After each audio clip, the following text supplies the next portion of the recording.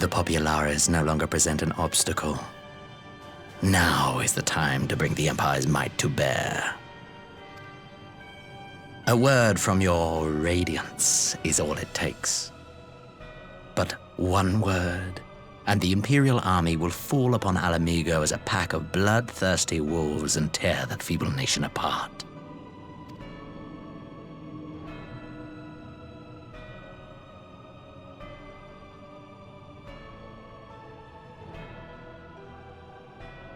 Have you no words for me? Despite the lengths I go to, an emissary playing the part of a fool. When first I took this face, I swore to use all of my knowledge, all of my power, to further the cause of the Empire. My deeds stand testament to my commitment. And with this adamant flesh at my disposal, I could destroy the Icon Slayer as easily as one might swat a fly. Why do you hesitate?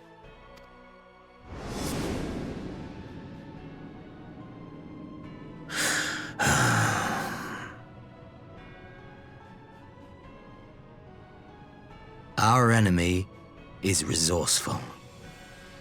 Though victory is certain now, it will not remain so indefinitely. Deliberate if you must, but be quick about it. We'll speak again when you have unburdened yourself of doubt. Until then, I take my leave, Father.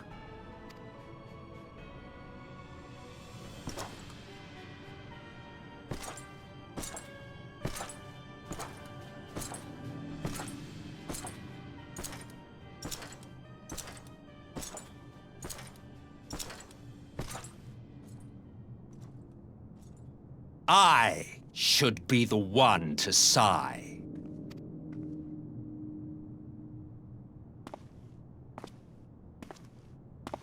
I played my part to perfection.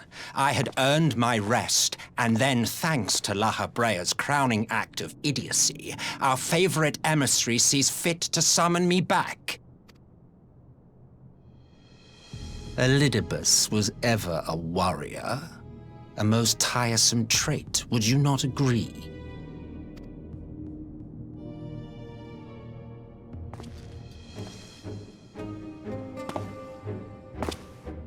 What? Have you no words for me either? No matter. I've long grown weary of this mummery. Now, my dearest grandson, let me remind you of your place in the simplest of terms.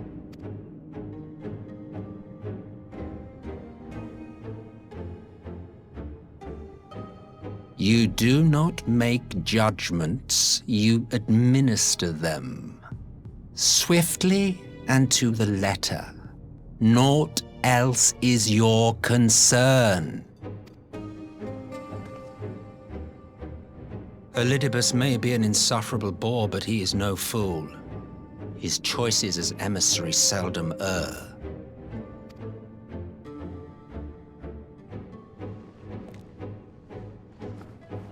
If aught threatens the balance twixt light and dark, it falls to you to remove it.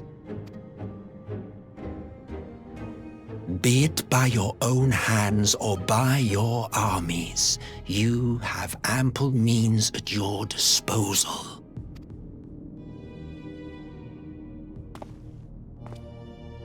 That is why this empire exists, why I built it. Oh dear, have I touched a nerve? You always were an easy one to read. I pity you, I do. As they say, ignorance is bliss. And I know how much happier you would be not knowing the things you know. The founding father was an Ascian, and he created the Empire solely for the purpose of sowing the seeds of chaos.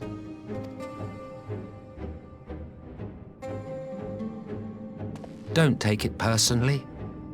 I merely do my duty.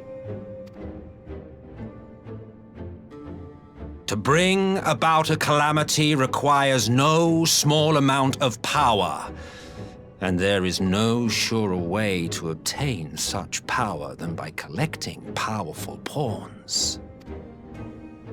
To that end, I have labored long and hard, and I must say I am quite pleased with my handiwork, paltry though it seems in comparison to Alag.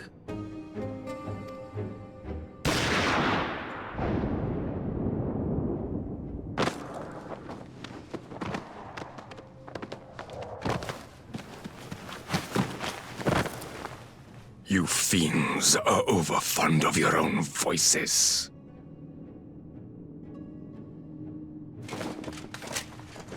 Mark me, Ascian. Man is the master of his own destiny.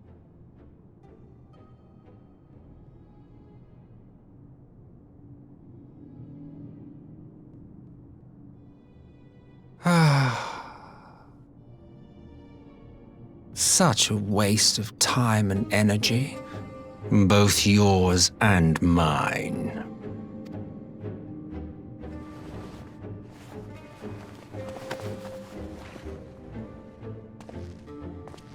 Lest you forget you are Emperor now. If you wish to spout drivel about man's destiny, save it for the masses. It will serve to give them a sense of purpose, and you pliant pieces for the game.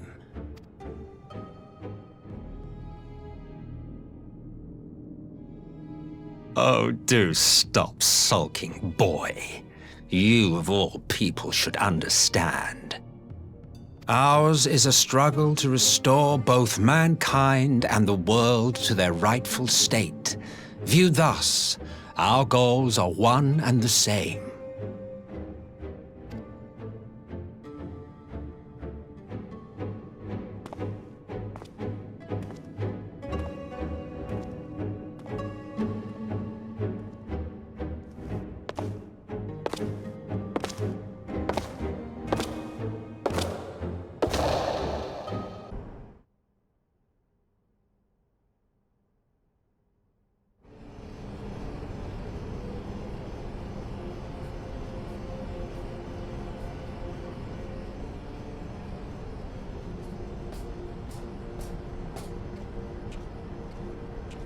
Our supplies of Black Rose have been ruined, but the new plant is already under construction. We should have the first batch ready in time for the offensive, Your Radiance. See that you do.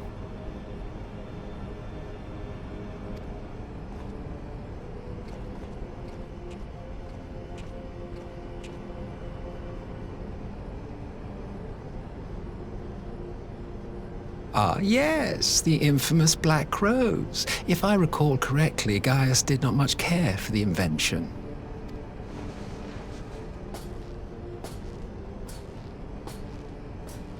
A ruthless and indiscriminate weapon indeed, this airborne poison. It seems you are capable of making decisions worthy of your bloodline. With no gift for sorcery, we Garleans must look to Magitech to even the odds. If it spares the needless deaths of our soldiers and serves the cause of this empire, there is no method I would not employ. How very noble of you. Truly, though, I must commend you for embracing your role as Emperor. You play the part of the determined ruler well. Sometimes even I catch myself believing.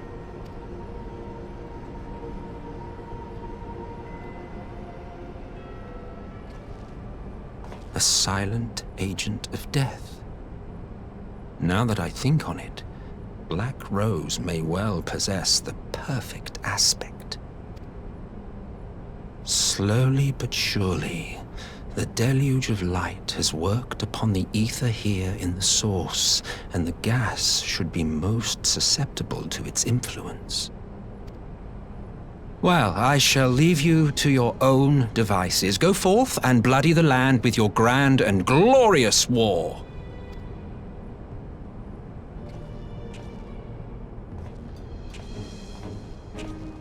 While you do what, precisely?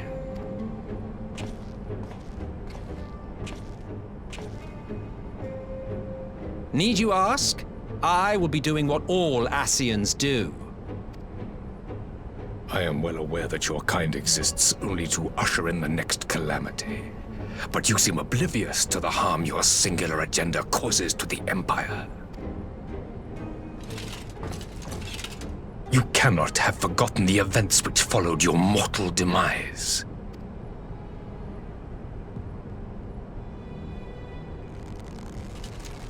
Our homeland was plunged into civil war for your failure to name a successor. The edifice you so carefully constructed was but a hair's breadth from collapse.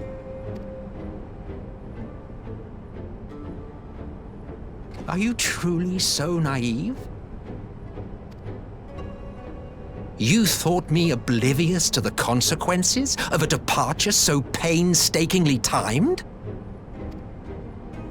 It was by design? Well, of course it was. Though I will admit the resulting panic exceeded even my wildest expectations. But how can you be surprised? Throwing the world into disarray was the very purpose for which this nation was, as you say, so carefully constructed.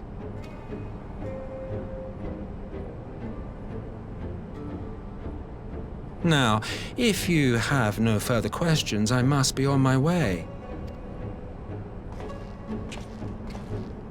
Since we may not meet again in this lifetime, it would be remiss of me not to offer a word or two of gratitude.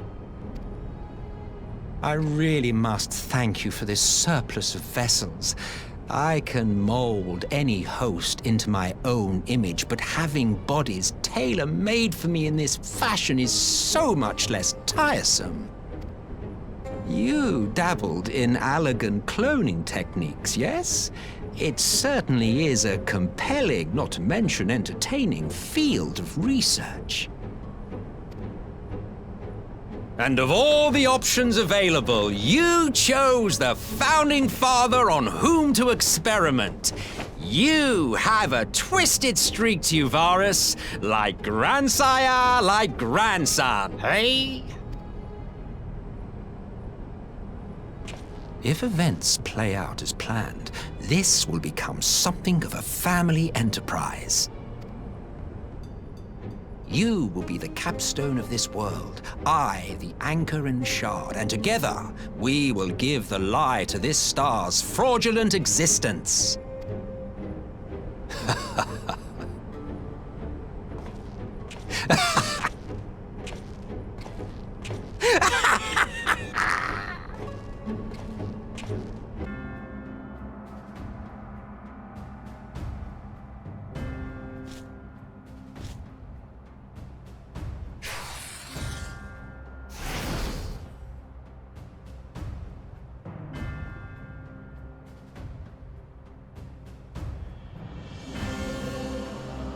You, boy. You bear a striking resemblance to the artist my master seeks. By all means, keep your counsel. You will all have ample time to confess your crimes back in Eulmore.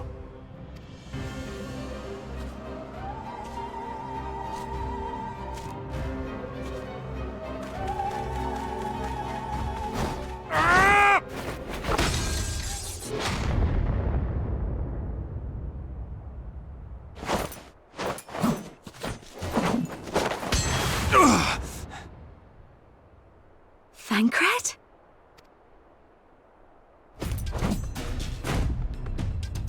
So, you are the wretch who stole her from us. And what if I am?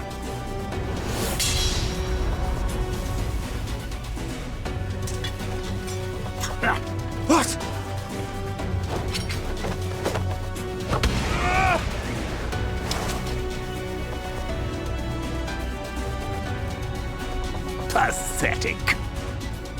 Vermin such as you are not worthy of the Oracle.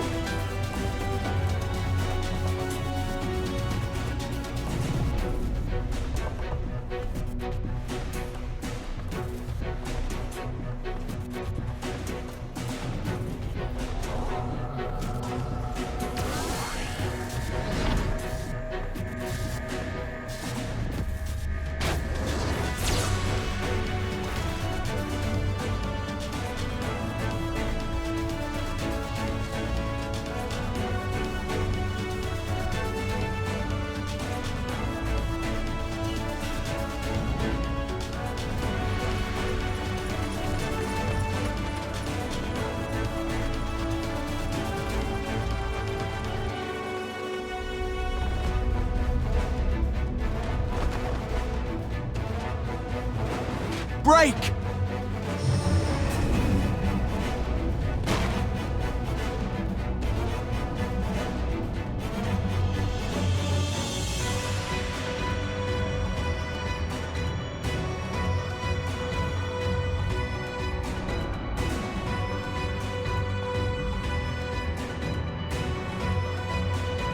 Fool! You would see your city razed? I would sooner see it razed than conquered. Suffice it to say, we are ready to receive you. What now, Exarch? Will you face me yourself?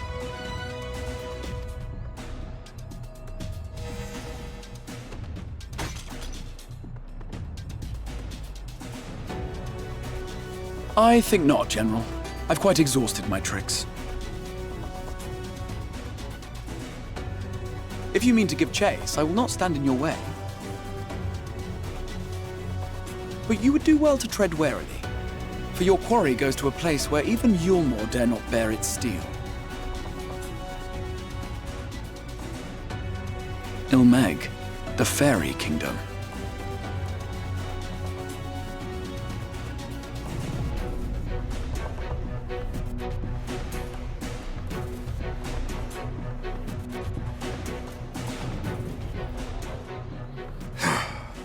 To think that mountain of indolence still had the energy to unleash his hounds.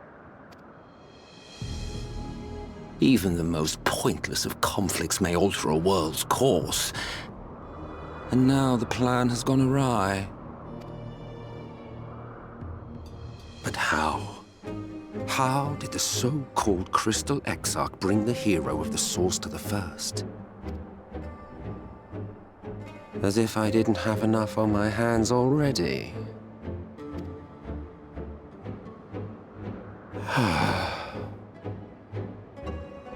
Then again, with a soul such as that, mayhap there is another way. One which does not require bloodshed.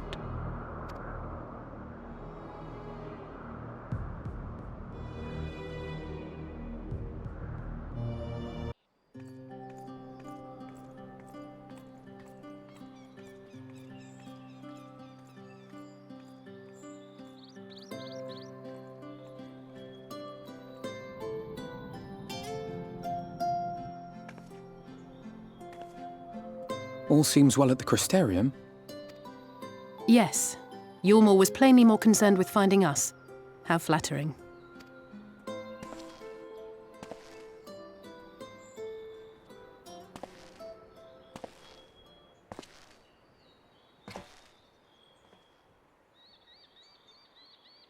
You certainly took your time. I had half resolved to complete the task myself.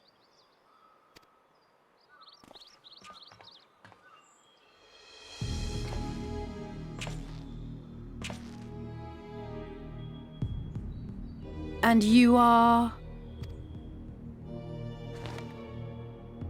Were one to study the annals of Garlean history, one would find yonder visage on many a page. Though by rights its youth should long since have faded. Well, well, we have a historian in our midst. That spares me a lengthy explanation. I am Solus Sos Galvus, founding father of the Garlean Empire, and under various guises, the architect of myriad other imperially inclined nations. As for my true identity,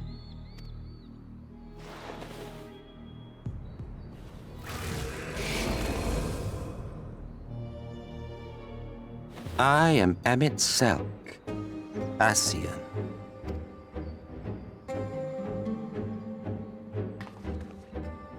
Gaius spoke of you, a native of the Source.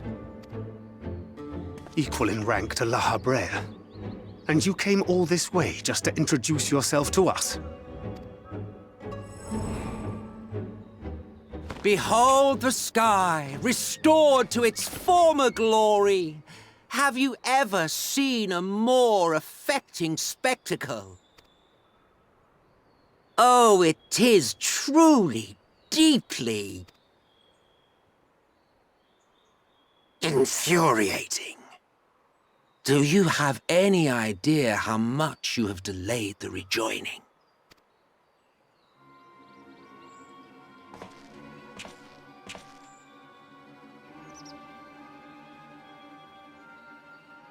Following the flood, the First had been listing ever further towards the light, towards stasis. The end was in sight. Enter man and his indomitable spirit. He would haul the world back from the brink.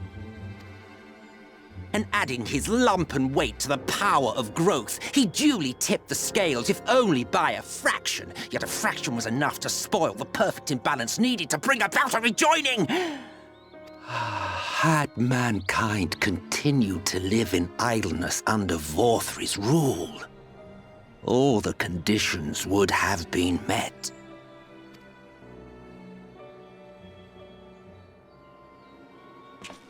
But you had to come and ruin it all. Thanks to your meddling, light supremacy is in doubt, and our painstakingly laid plans are in tatters! Well, I should begin by thanking you for confirming Urianger's theories on the inner workings of the Calamity. He will be most pleased. As for what happens next, might I suggest you admit defeat and walk away? Happy to let me go, are you? Because the murderous glint in your eye suggests otherwise. Indeed, it is enough to make me think better of confronting you alone. Look, it did cross my mind to simply side with Vorthri and kill you all. But that's no different from what La Habrea did. And we all know how well that ended for him. And so, while it is liable to be troublesome, I have settled upon a different approach. Cooperation. I will not raise a hand to hinder your hunt for the Light Wardens. If you desire it, I will even lend you my knowledge and strength.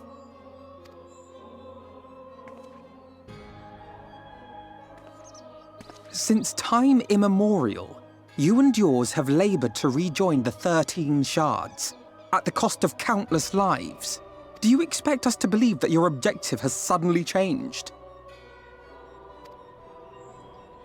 Nay, our objective is the same as it ever was. Though I dare say, you do not know our motive.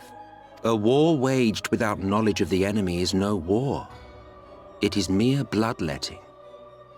Just once, might we not seek to find common ground?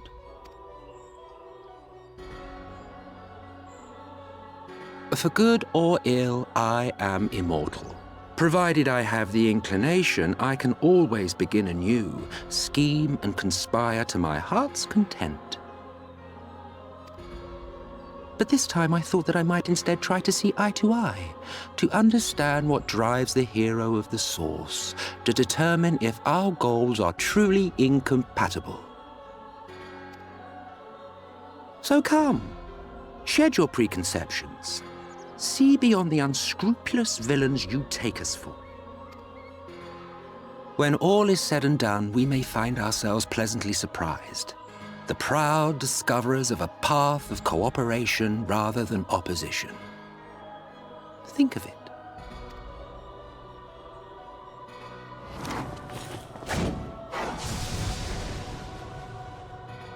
Thou hast delivered thy proposal, and we would not dismiss it outright.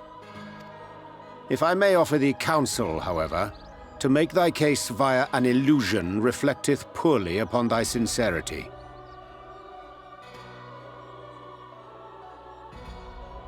My apologies. You will forgive me if I'm not entirely at ease in the presence of a famed Ascian slayer. I felt it only prudent to take precautions. Nonetheless, your counsel is duly noted.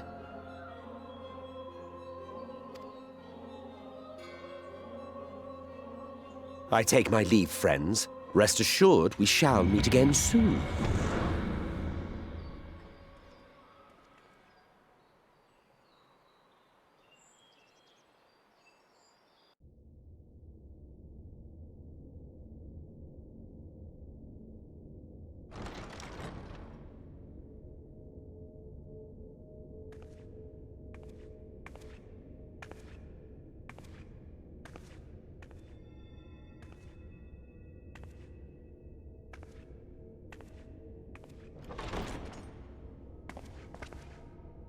Ah, there you are. You're just in time to welcome our guest.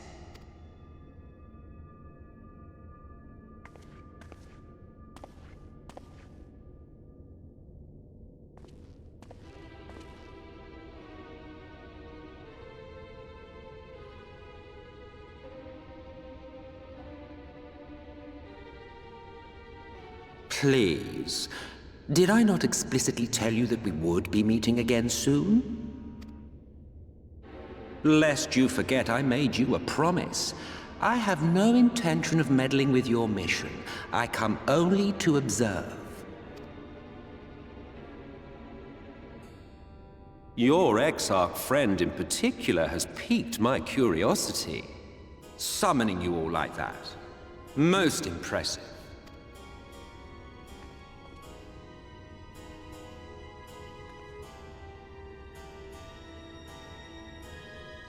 You honestly expect us to believe you've come only to observe? Or that you might deign to lift a finger to aid our cause if called upon? Even if there were a sliver of truth in your words, I would never accept your help. Not in my darkest hour. Not after all the suffering your kind has wrought.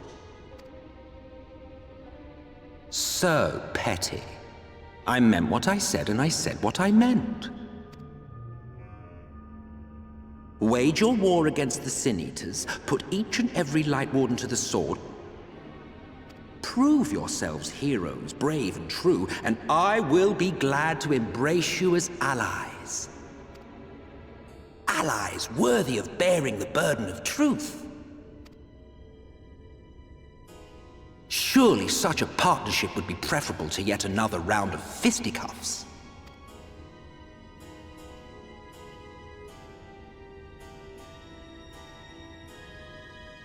And thus did the olive branch wither and die. Pity. Well, let no man say I did not try, futile as it was. Though I suspect you will seek me out when you grow tired of making the same mistakes. Difficult decisions lie ahead of you. Decisions best made with the benefit of knowledge to which only the Eternal are privy.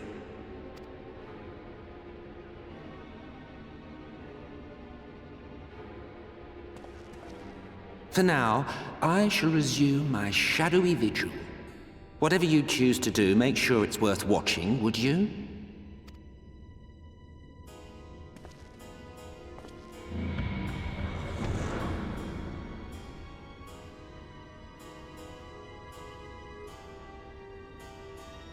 What was that all about? A vain attempt to make us doubt our chosen course, most like. As if we'd believe a word that passed his lips. Unless you think there is some truth in what he says.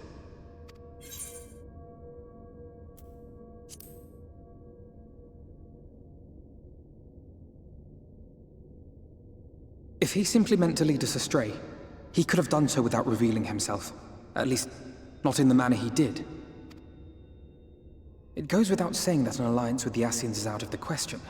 But since we have no way of knowing where they might be hiding, it seems only logical to press on with our mission, even if our enemy seems content for it to succeed.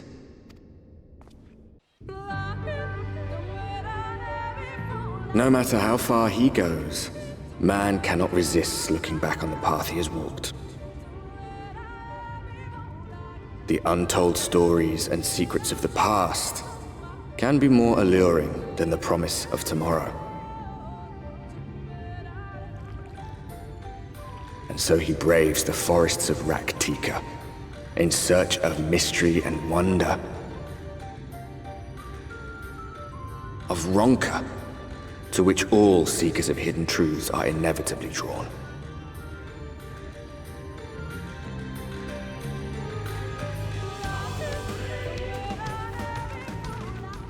We have arrived. Vast though these woods may be, they are, by and large, uninhabitable. Not so the swamps of Sidia, however, whose sparse foliage permitted man a foothold.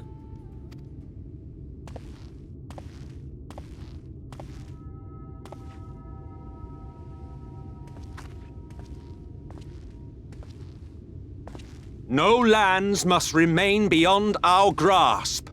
Go forth, conquer, rule! Forgive me. A sudden pang of nostalgia for those halcyon days. Exploring virgin territories, subjugating primitive peoples, all for the glory of Garlemald. If you've brought your ivory standard, I'll be happy to tell you where to stick it. Can we not simply take a moment to enjoy the view together? Or would you rather I spied on you from the shadows? Much more of this, and I may very well begin to regret my show of good faith.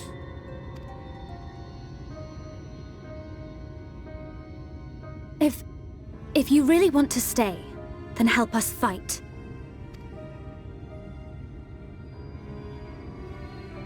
No, I think not. I am an observer, nothing more. Even shielded by the shadows of these boughs, I feel the light's presence most keenly. To accompany you is taxing enough. To fight is out of the question. I will suffer your company if I must, but not your commentary.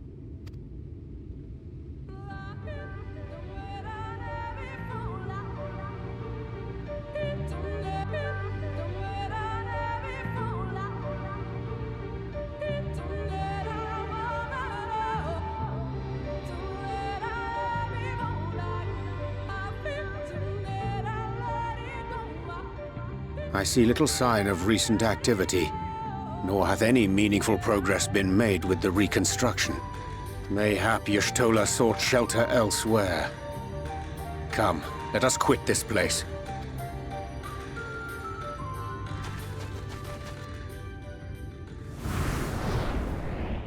Now! Surround them!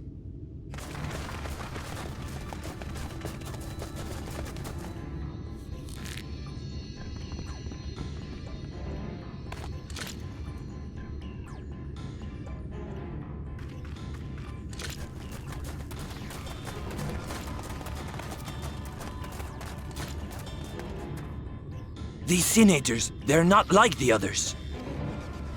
There's a reason for that. Lower your weapons, please. We mean you no harm. How is it they can speak? It's a Sin Eater trick. They mean to kill us all.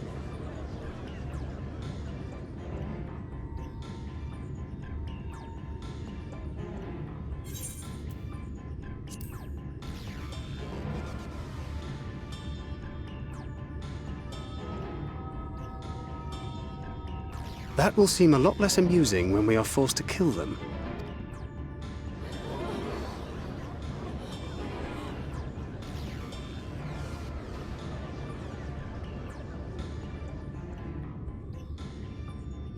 Oh, for the love of... I had hoped that by accompanying you, we might come to understand one another. But all I have come to understand is that you have a knack for inflaming the natives. You've committed the cardinal sin of boring me. And so I retire to the shade. Good luck.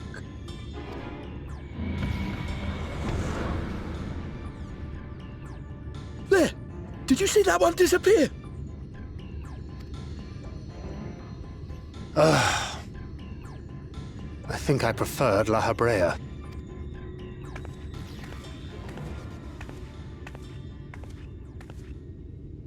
Enough. Runar, report. Master Matoya!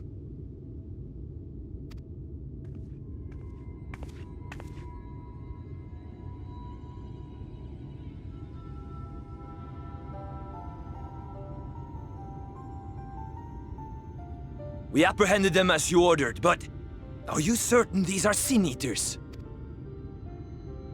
The intense light of the ether I saw was unmistakable. If not Sin Eaters, then what? 'Tis passing queer that Y'shtola should mistake us for the enemy, is it not? Mayhap it hath been too long since last she beheld the radiance of thine ether. Master Matoya, hath time truly made strangers of us? Nay, I recognize you, Urianger, Thancred. And this is Minfilia of the First, of whom you spoke before. Just so. And knowing as thou must that we come in peace, might I prevail upon thee to have thy comrades lower their arms? First explain this other presence in your company, the one I know not. There is but one manner of creature in this world whose ether is suffused with such an abundance of light. Mine apologies, Master Matoya, but thou art mistaken. Before thee standeth our dearest comrade, the truest hero among us. Though she is but recently arrived here in the First, not one but two Light Wardens have already perished by her most puissant hand. It cannot be.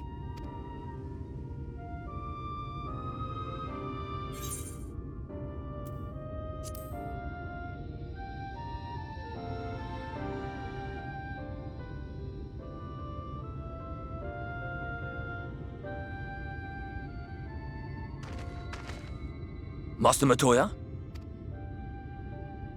Lower your weapons.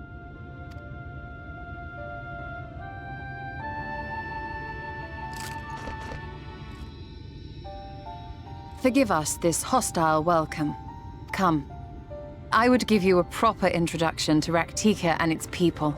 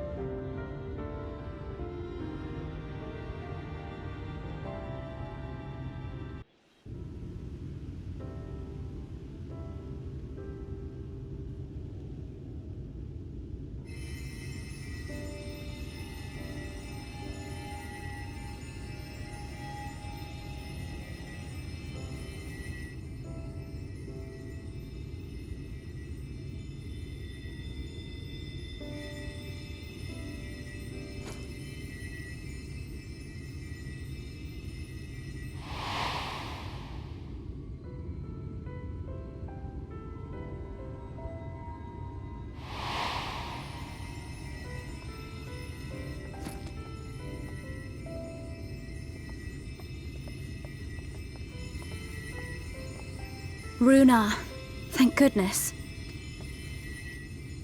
We delivered the antidote to Slitherbough, and from what we could gather on the way here, the Eulmorans have had the good manners to withdraw. Thank the gods they did. We would never have made it here in time. I'm told we have Runar and his comrades to thank for keeping the soldiers occupied prior to their retreat. They were preparing to come for you and Y'shtola, it seems, when Runar rallied the villagers and pursued them out of Slitherbough.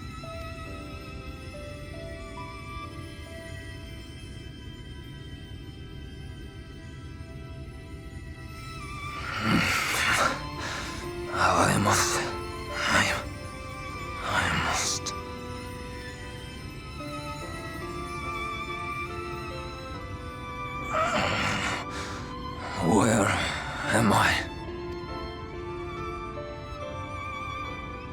Kriegsmeier in the care of the Vice.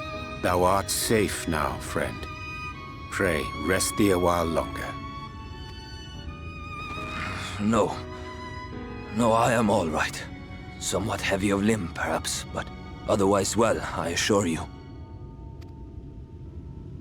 I am glad to see you are all safe. When we realized where the soldiers were headed, we knew something had to be done.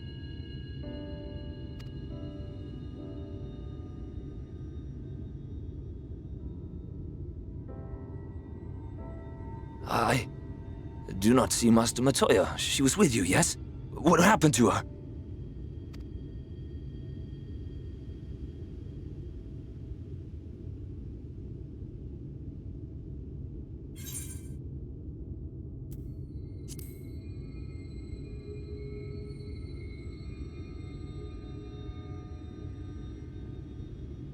Spare me your riddles and speak plain. Where is Master Matoya?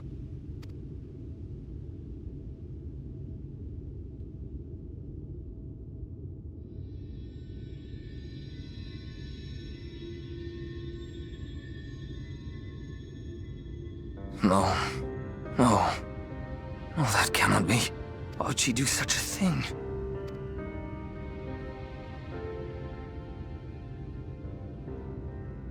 Was there no other way? I cannot believe that she... We must begin the search immediately. I will come with you.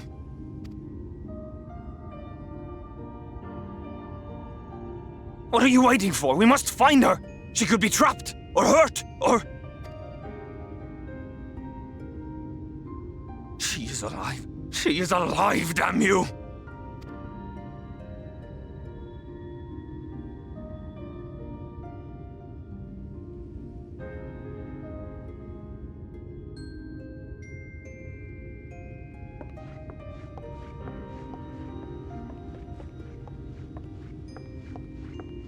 Forgive me for interrupting, but our scouts have apprehended an intruder.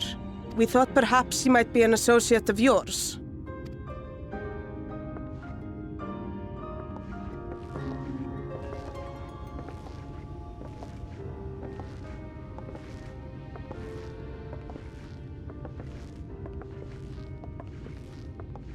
Oh, look who it is.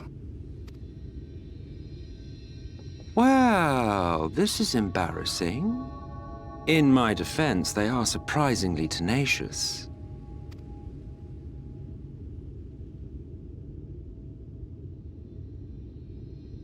So, what trouble have you gotten yourselves into this time?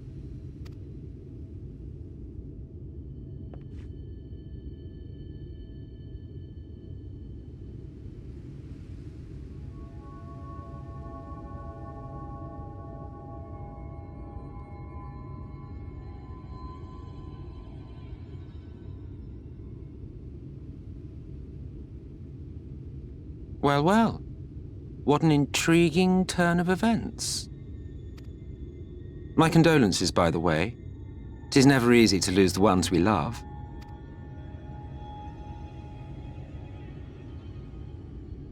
Well, she is dead, isn't she? Wishing it were otherwise will not make it so.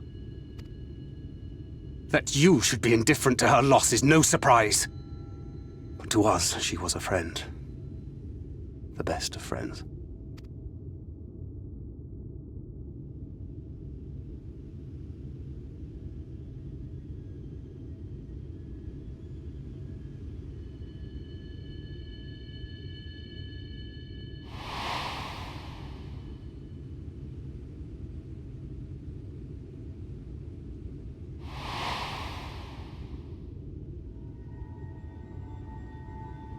You have something on your mind.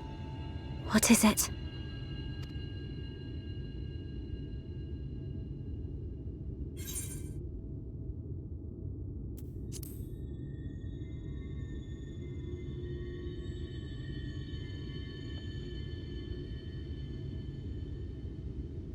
Pray recount to us again that which thou witnessed in the ruins, omitting not the slightest detail.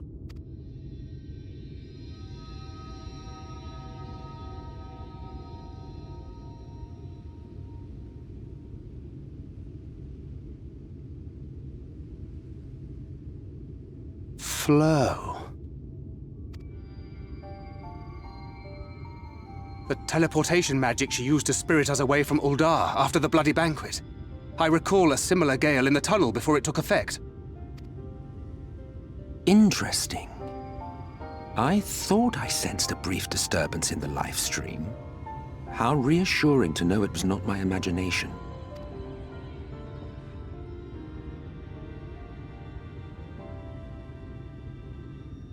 I felt it only once, I should mention, which would suggest she is still adrift on its currents.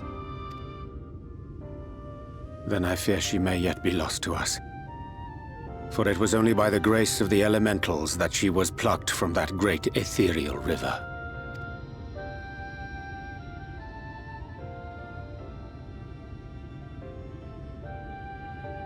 Ah, very well. I'll go and fetch her.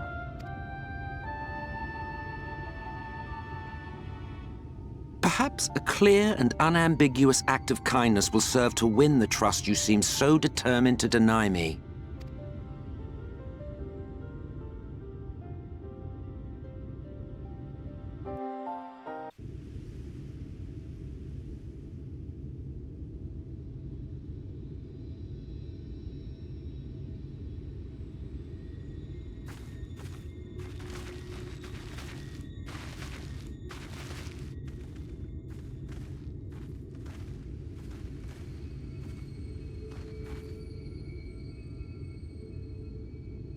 Yes, this place should serve well enough. Might I have a little space? I need to concentrate.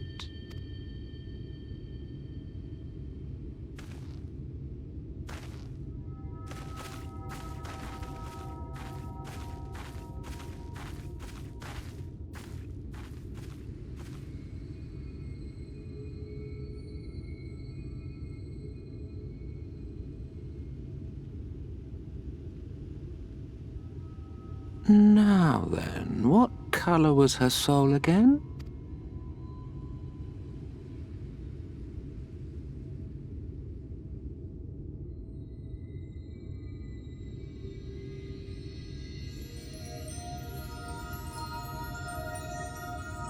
Ah, there you are.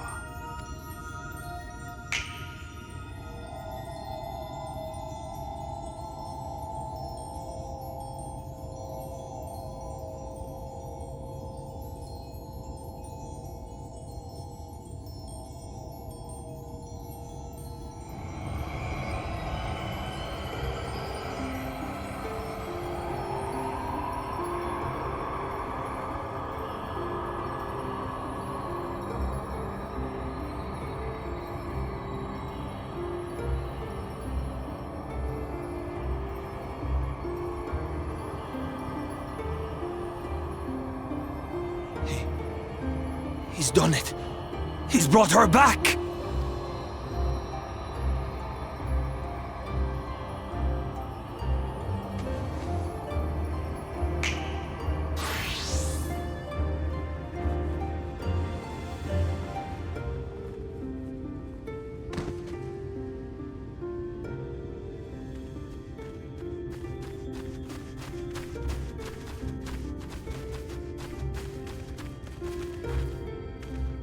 Y'shtola, are you all right?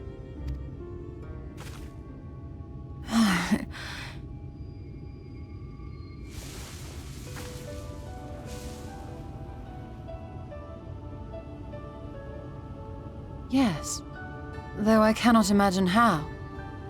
What happened? Thou didst invoke the power of flow, which thence did usher thy soul unto the life stream. I wanted to save the antidote, and after that...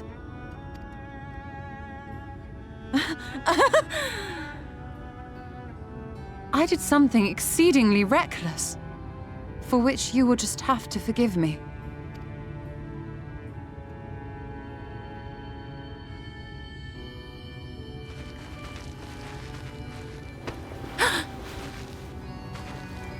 Master Matoya!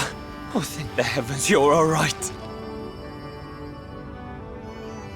I had nearly given up hope.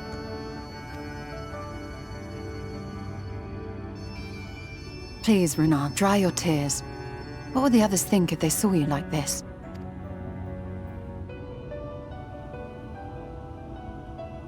Come now. Did you really think I would go gently into that dark night with so much left undone? So many mysteries left unsolved?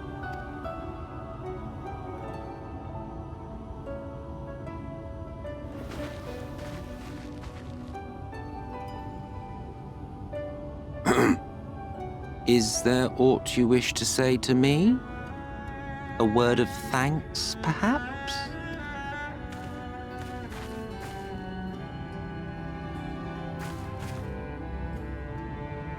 Emet-Selch, the Ascian of whom I spoke. 'Twas he who plucked thee from the live stream. I see. Thank you. Differences notwithstanding, you saved my life, and for that I am grateful.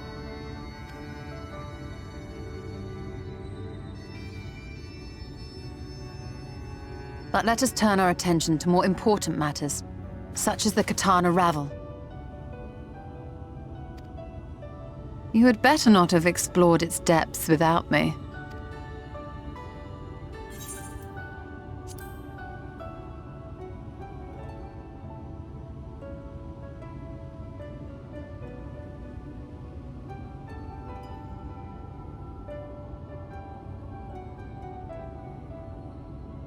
Well, Almet and the others should be pleased to see you in such uncharacteristically high spirits.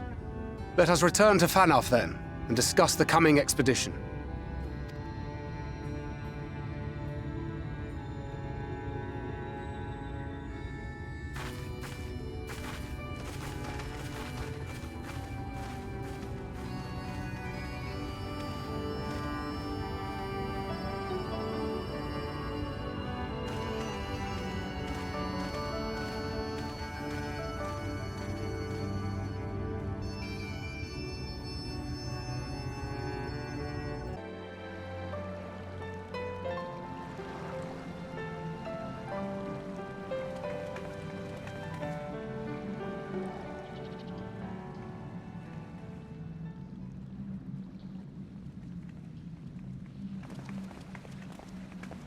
The murals.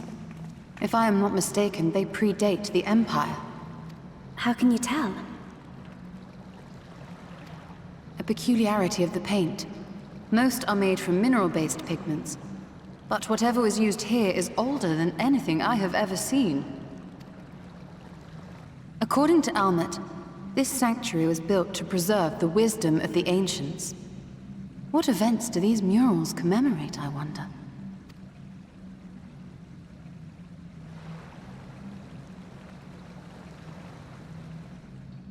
Must you always linger after defeating your enemies? Navigating these halls on foot is exhausting. Come to lead us to safety, have you? I was bored. But how is the hero of the hour?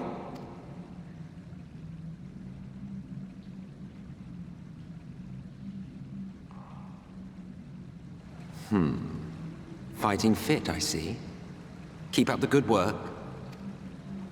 You're plotting something. Every hour of every day. But never you mind about that. As I have told you 1,000 times before, I like to watch. Nothing more. Well, I would quit this place, and I suggest you do the same. There is yet work to be done.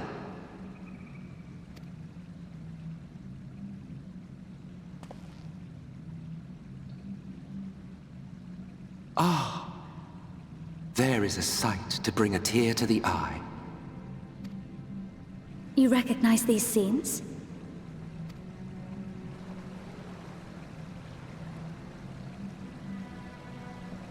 That I do. Indeed, there was a time when anyone and everyone would.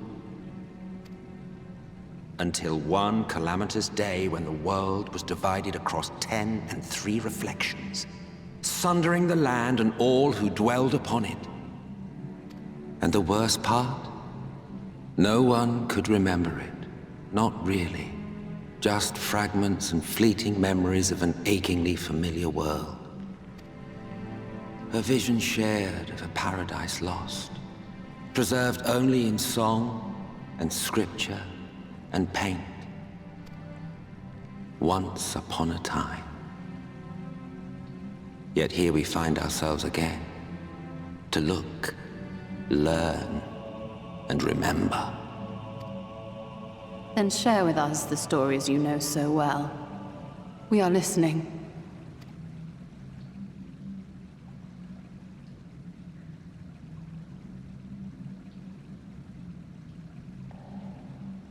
Before the Great Sundering, there was one world. A world that knew naught but peace and prosperity, until it was faced with a crisis. Unprecedented, terrifying. Civilization found itself perched upon a precipice, staring into oblivion. But through prayer and sacrifice, the will of the star was made manifest. Zodiac was his name, and by his grace was the calamity averted. Zodiac.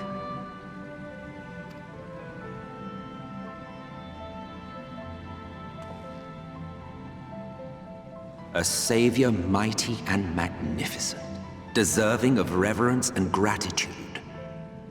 One would have thought, yet some thought otherwise.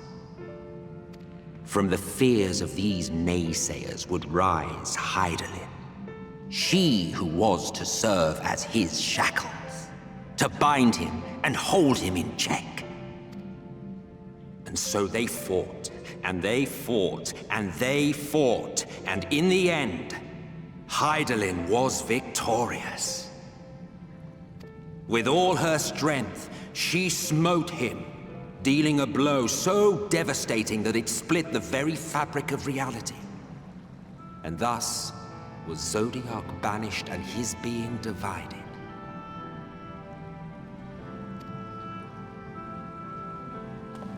That concludes today's lesson on long-forgotten history. Though I imagine your mother would offer a rather contradictory account, as is her wont.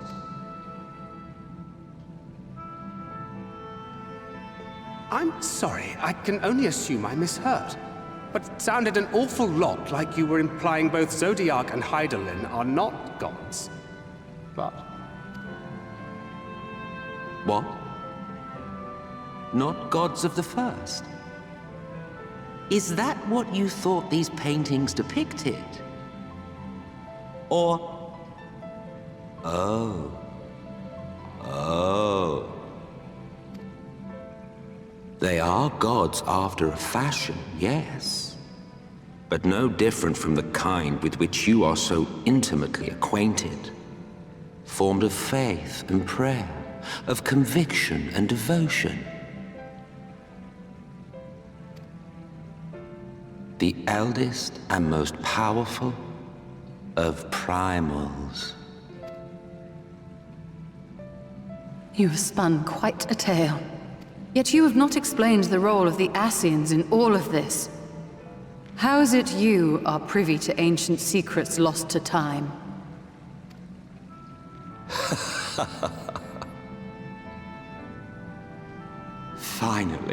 Finally you ask the right question.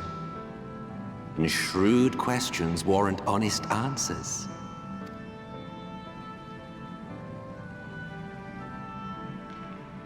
We Ascians know because it is our history, our story.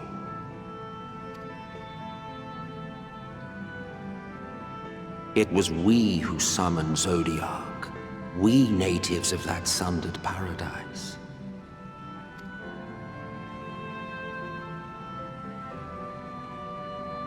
Now, do you see why we yearn for the great rejoining?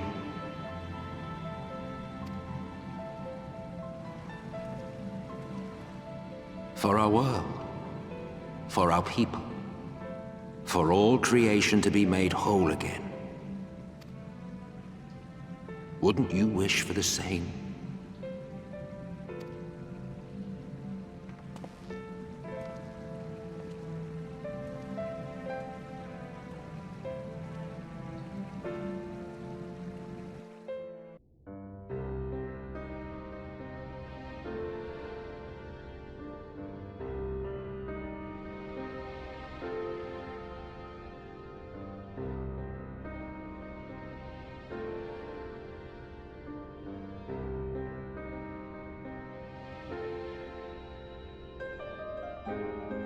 My friends, with your aid, we have weathered a brutal assault.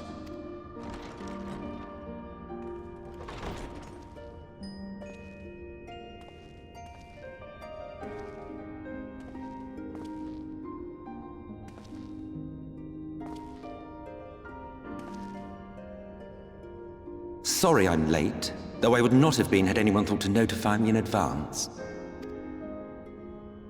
As I was saying, it was only with your aid that we weathered this assault. Without it, the Crystarium and all who dwell here would now be gone. For each we saved, another perished. If there is anything else we can do to help, anything at all, you need only ask. This is our home too, and we want nothing more than to keep it safe. Thank you. We are blessed to have you with us. As for the attack itself, Vorthri may call it divine retribution, but Sin Eaters are creatures of instinct. A coordinated assault is unprecedented. Moreover, in the absence of a Light Warden, there should have been no compulsion for lesser Sin Eaters to congregate here en masse. All of which points to a single, unavoidable conclusion. That these minions of light answer to a higher power. He who did claim kinship with them, who did boast of control, not in idleness, 'twould seem, but in earnest. Lord Vorthri. Indeed. What I mistook for bluster was in fact the truth. The Sin Eaters are his to command. But if he imagines this show of force will convince us to bend the knee, he is sorely mistaken. I take it your meeting in Eulmore did not end well. You could say that, yes. But I am wiser for the experience nevertheless. It appears he has mastered a technique which allows him to enslave the minds of others. A fact I discovered when he attempted to use it on me. That would go some way towards explaining the peculiar reverence afforded him by his subjects. There may feasibly be a handful of true believers among them, I suppose, but it would not surprise me if the vast majority were in his thrall. Had I not anticipated his treachery, I might well have joined them. But seeing his invitation for what it was, I sent a glamour in my stead. I rather doubt such tricks will avail me a second time, however. Did you have any luck tracking down the Light Warden in Calusia? Sadly, I have nothing to report on that front. What of Arm-Arang? After a fruitless few days scouring ruins, I resorted to asking the locals. While no one I spoke to had seen any sign of the Warden, I did uncover a possible lead. An abandoned mine in western Arm-Arang. From what the Maud told me, it would be a perfect place to stay out of sight. Of course, I could never hope to explore such a labyrinth quickly or safely on my own, so I returned here. Even should we all join in the endeavor, an exhaustive search could take weeks, and with no guarantee of finding anything.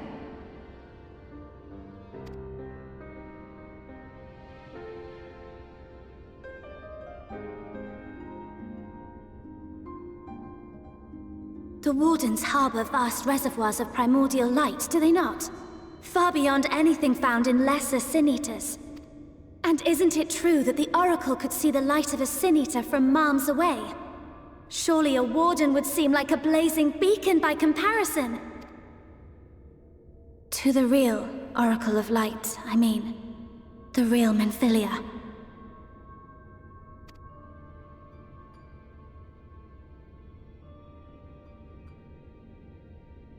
If we travel to Armoreng, to the south where she halted the flood, I could summon her back. What do you think?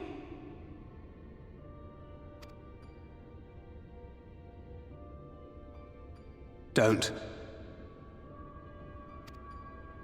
Don't what? Do what I can. What we both know is right. Do not presume to know my mind. You have no idea what you're proposing. But I do! I know why you never said anything. Because you thought you could keep me safe by keeping me in the dark. And maybe I thought so too. But I knew, Thancred. I always knew.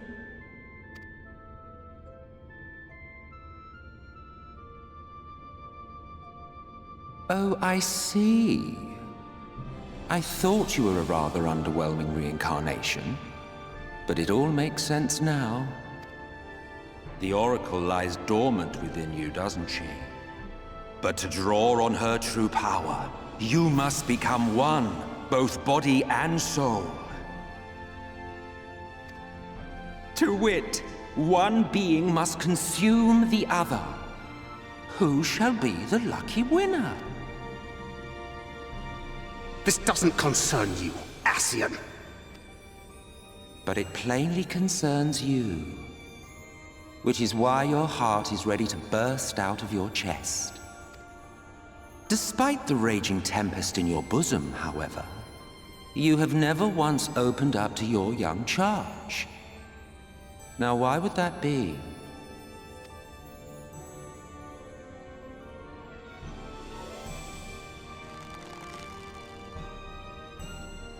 Love. Well, I for one think it's a marvelous idea. Certainly more promising than any of your other suggestions. So, it's off to Armoreng we go.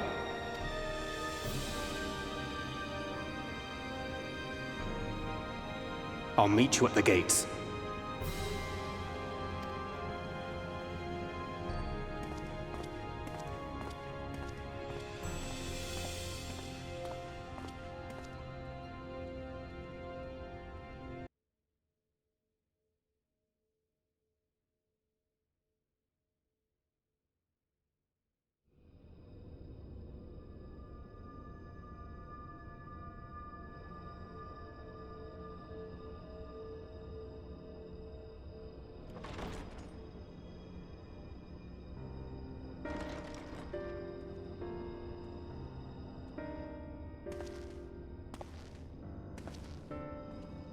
To what do I owe the pleasure that is your extended stay?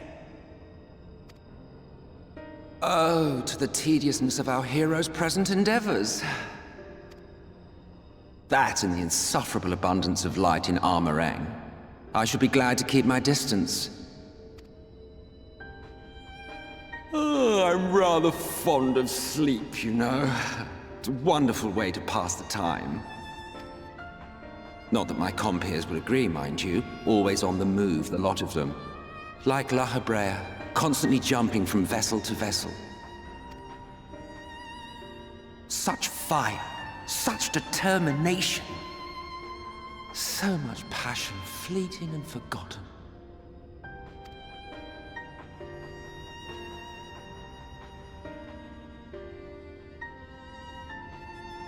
Come to think of it, Exarch, I don't believe I've ever seen you retire to your chambers for so much as 40 winks.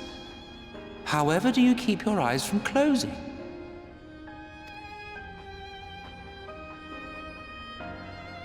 The cold shoulder. You wound me, sir. Always so guarded in our every interaction. Interactions you curiously refrain from sharing with the Scions and their champion. And risk souring your budding relationship? I think not. Much as I dislike you, there are more useful targets for her energies. And I am not in the habit of pointing her at my enemies like a weapon. Is that right?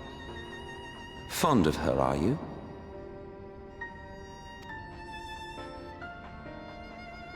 You continue to fascinate me, Exarch. But tell me, who are you?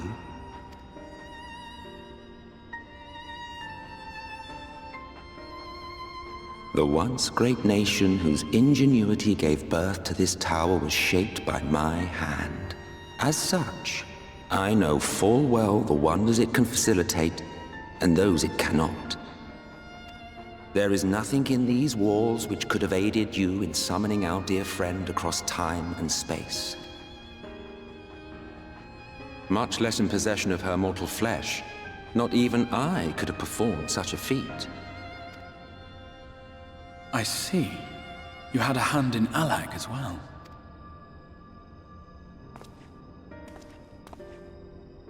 You would know what I am? I am the adjudicator of the sacred history with which you dared trifle. I am keeper of this tower's boundless wisdom. The wisdom of ages without age, of everywhere and nowhere. The great work of those who tamed the wings of time and grasped the nature of the rift. 'Tis a boon born of the sacrifice of brave heroes who gave their lives for a brighter future. I will not see their hopes and dreams squandered. The history which led us here will be unwritten. I promise you that.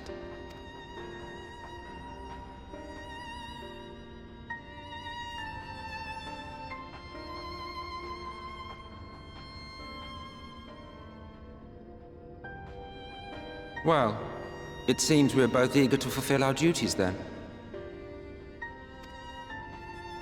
On that much, we are in agreement.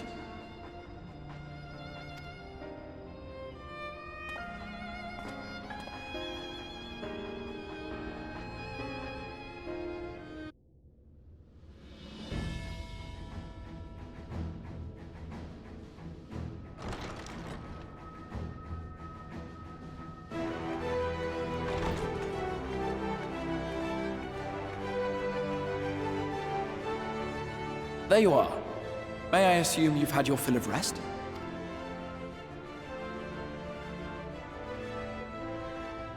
That is well. Now that we are all present, let us speak of our plan. Thus far, we have vanquished 4 Light Wardens, restoring night to much of Norvrand. Only one remains, that of Calusia. And with Reen to guide us, I am certain we will find it.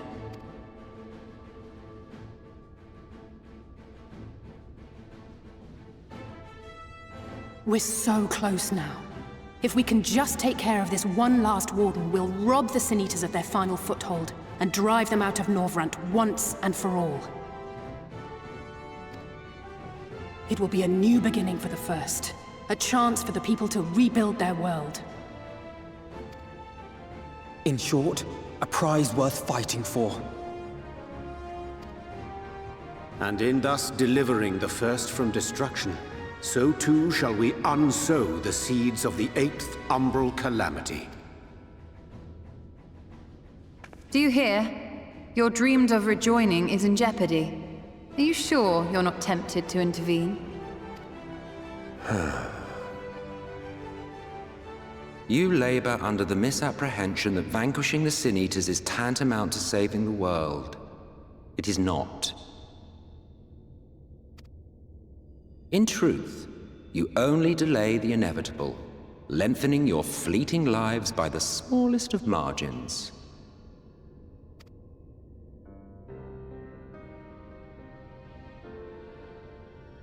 'Twould be churlish of me to deny you this small concession, close as we've become.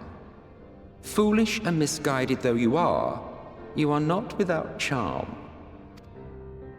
Each and every one of you is possessed of a noble heart. When the weak want for succor, you do not hesitate to provide it. Alas, your nobility is short-sighted. You think only of the problem in front of your nose. A limitation of your ephemeral existence. Our lives may seem short and insignificant to the likes of you, but one does not need to be an eternal being to achieve lasting change. if I may stop you there, I do not claim that we Ascians are special.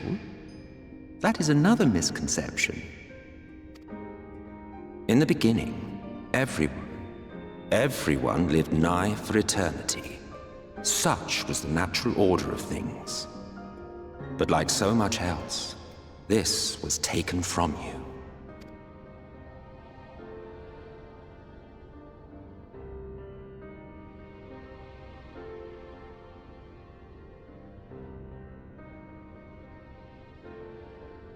You won't object if I borrow your plaything?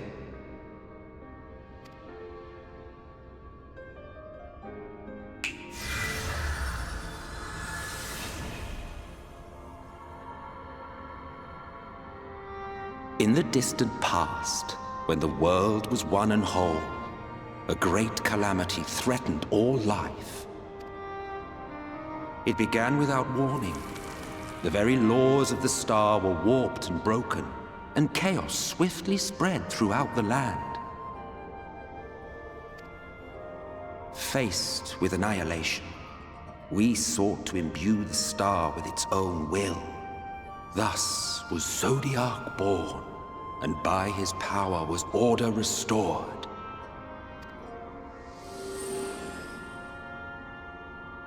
Ere long, however, thankless fools began to fear that Zodiac's might was too great, and so they conjured another to keep him in check. Your own dear Hydaelyn. And the two beings waged war until, with a single devastating blow, Hydaelyn unmade Zodiac, scattering his being across space and time. So you told us in the Katana Ravel. Yes, yes. And there began our woes, with Hydaelyn's blow and all that it wrought. As a counterbalance to Zodiac, Hydaelyn was created with the power to enervate her foe. This singular ability strikes not at such banal things as flesh, but everything that defines the target, diluting its existence. For example, were she to strike you,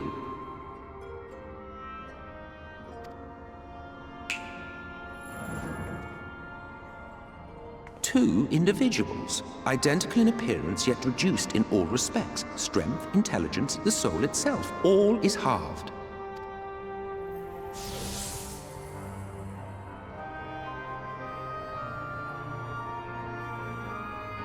Do you see?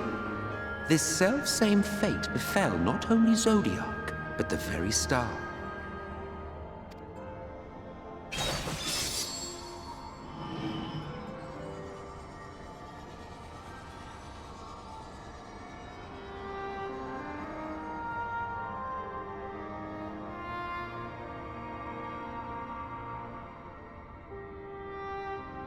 Only 3 were fortunate enough to escape the sundering, me being one of them.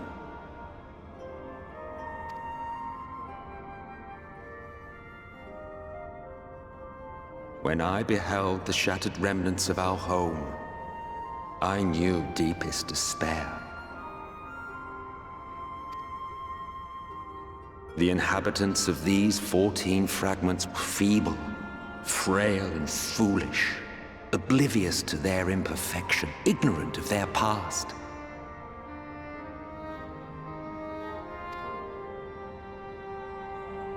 Malformed creatures thrashing blindly about. Pitiful, disturbing, depressing. So, we took it upon ourselves to rejoin the worlds. But in our eagerness and, I confess, our ignorance, we erred and made a useless void of the 13th.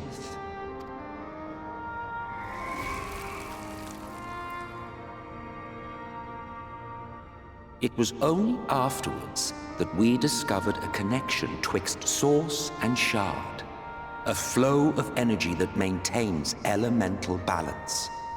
And thus did we arrive at our time-honored modus operandi.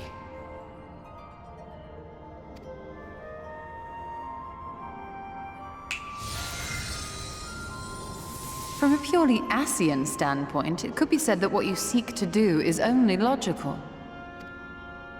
But that would be to ignore the immeasurable destruction wrought with each rejoining. You have murdered millions, and this we cannot condone. By your fragmented existence, you continue to give rise to tragedies far crueler than any calamity. But yes, moral relativism and all that. Case in point, I do not consider you to be truly alive, ergo, I will not be guilty of murder if I kill you.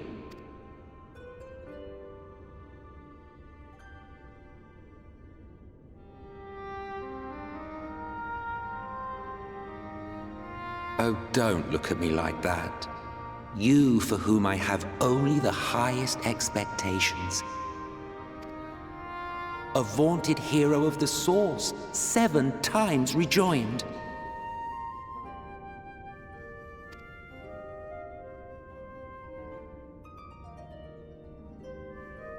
Long have I awaited one who might brave a path of lesser tragedy.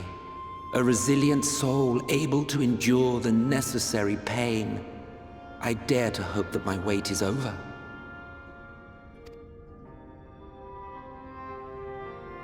So, finish your task and slay the Light Warden. Make proof of your usefulness, and then we may speak again.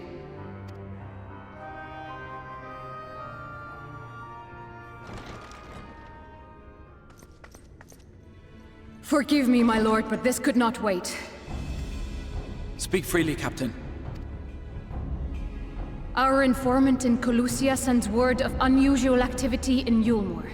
It appears their forces are entrenching themselves at key points throughout the city, making ready for an attack by all indications.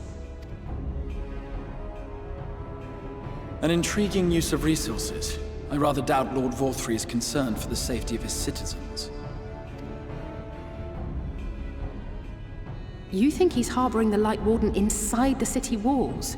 Even if he does have some means of controlling the Sin Eaters, wouldn't that be a little risky?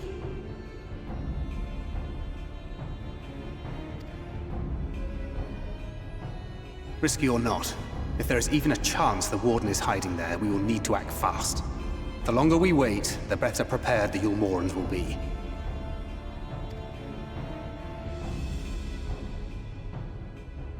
Agreed. See to your preparations then and make for Colusia. God's willing, this hunt will be the last. Let us see it through to the end.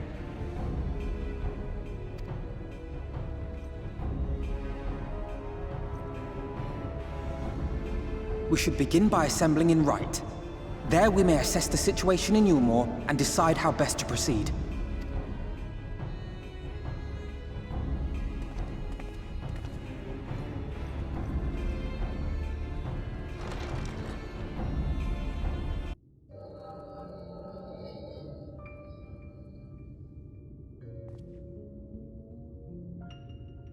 Fools! Were it not for my decisive action, the whole city would have been overrun, razed to the ground.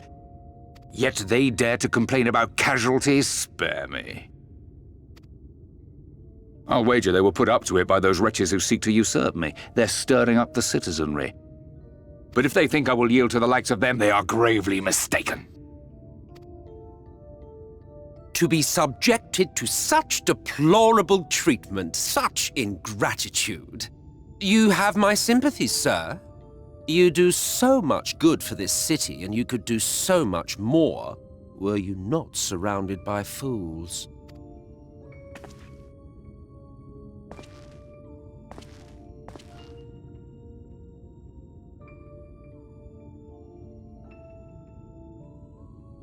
Who are you? You're not supposed to be in here. My apologies for the intrusion, but I come bearing a proposal, one that will ensure the longevity of your reign.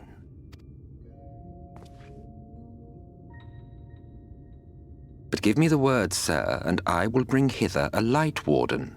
By giving its power to the babe within your lady wife's womb, we shall create a transcendent being. A king to rule over all. And as sire to the king, your authority will never again be in question.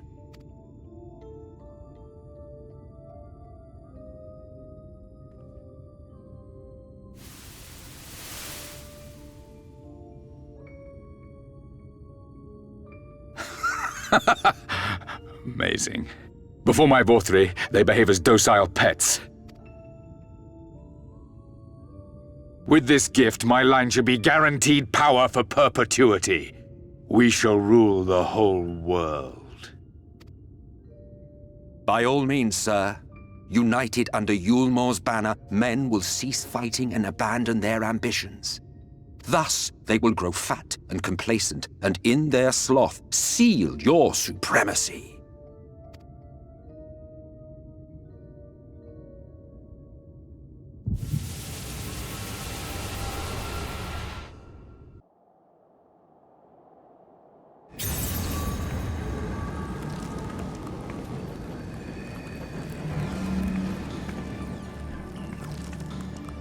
Are you all right? Say something!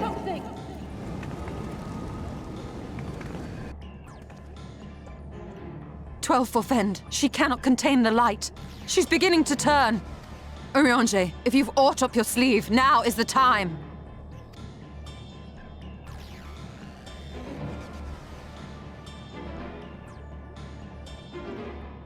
It's changing back.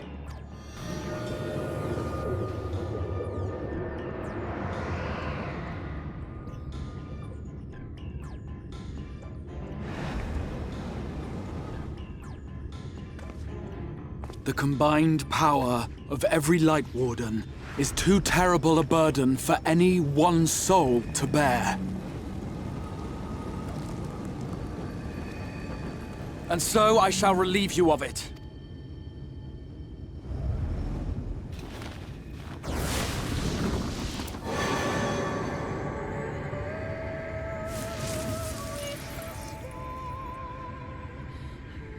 Exarch! What are you doing?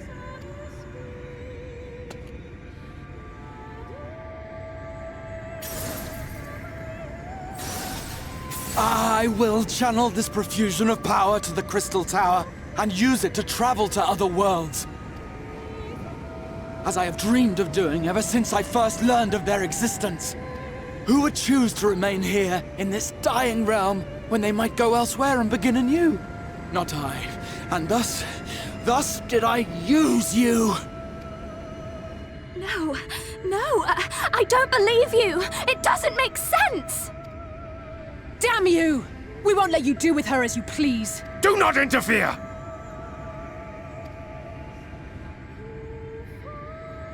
Please, I beseech you all, let him go!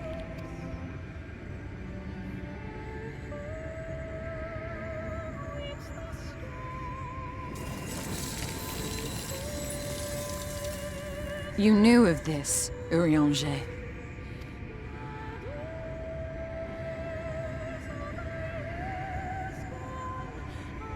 'Tis all a fiction. Such vaguely defined acts of teleportation stand no chance of success. The Exarch will never live to see another world, as he knows only too well. Then, what does he mean to do? He means to take the light with him into the rift, where he will die.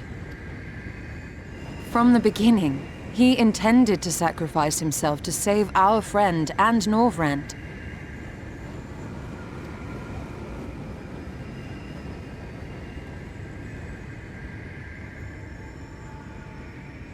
At journey's end, an opportunistic thief makes off with the hero's prize. A paltry way to end a chapter, I concede. Yet your tale will continue, and my role in it will scarcely be remembered.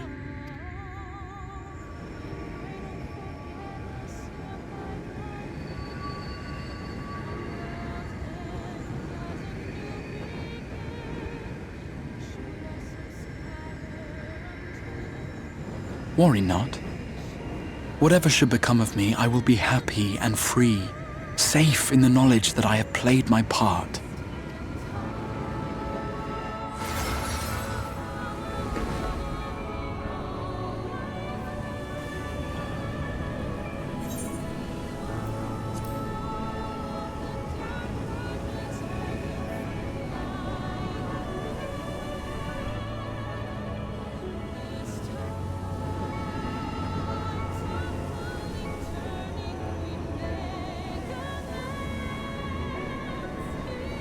Thank you for fighting for this world, for believing. Fare you well, my friend, my inspiration.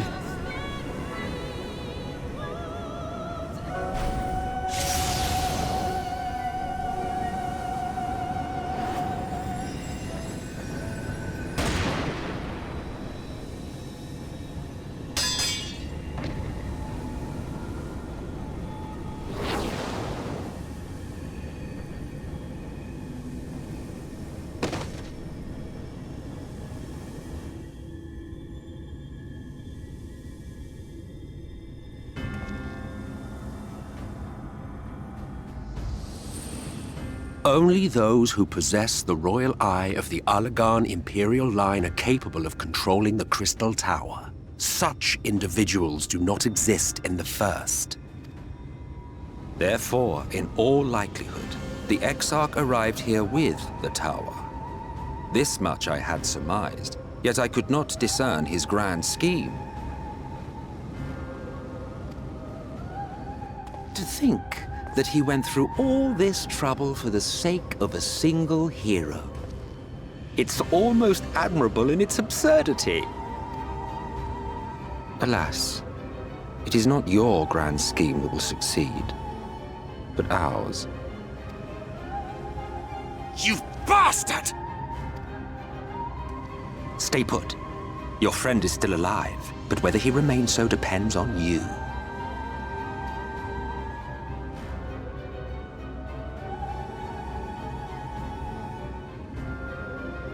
What a disappointment you turned out to be. I placed my faith in you, let myself believe that you could contain the light. But look at you now, halfway to becoming a monster. You are unworthy of my patronage.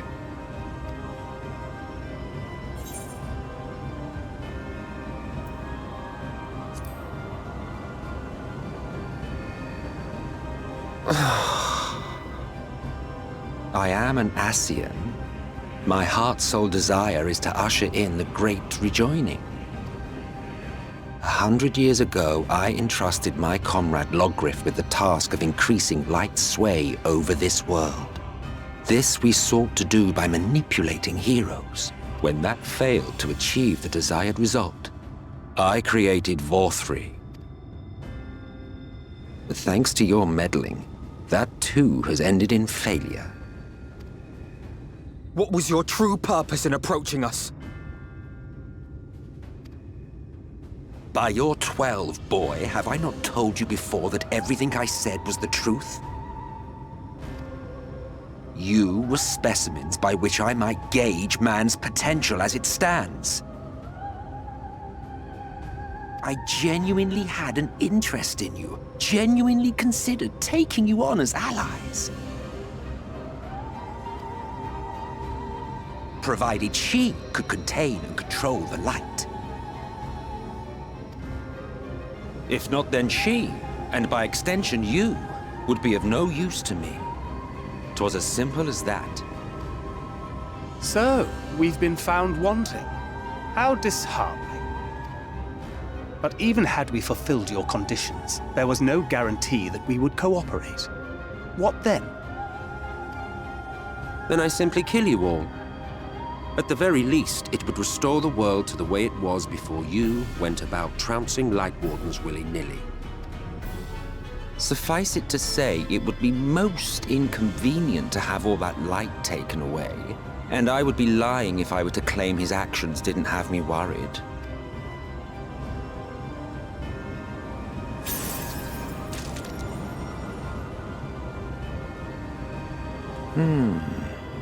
You still retain your form and your senses.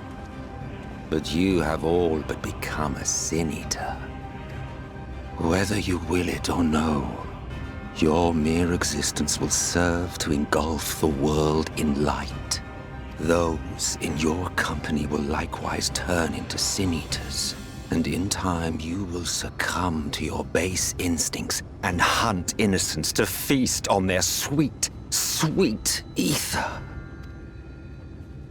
Those few with the will left to fight may rise up against you, but before your absolute might, they will quickly know despair. There is no hope. We are finished. Mankind is finished. Ah, the irony. What Vorthri achieved through bliss, you achieved through despair.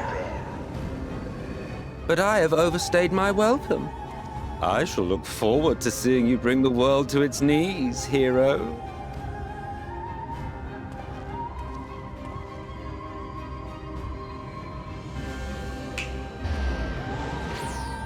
Exarch!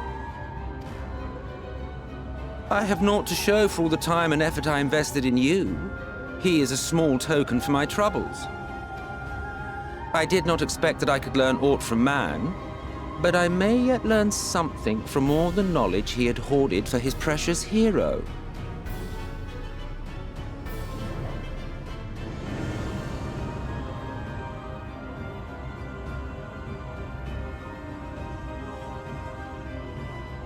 I pity you, I do. Your friends are now your foes. If you do not kill them, they will kill you. When it all becomes too much to bear, seek me out at my abode in the dark depths of the Tempest. There, you may complete your descent into madness with some dignity, far from prying eyes.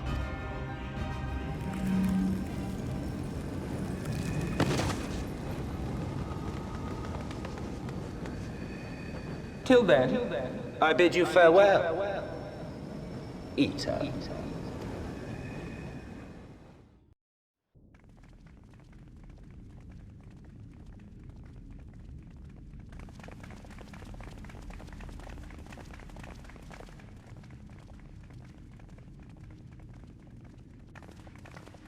This really is unacceptable. I gave you very specific instructions. Emet-Selch.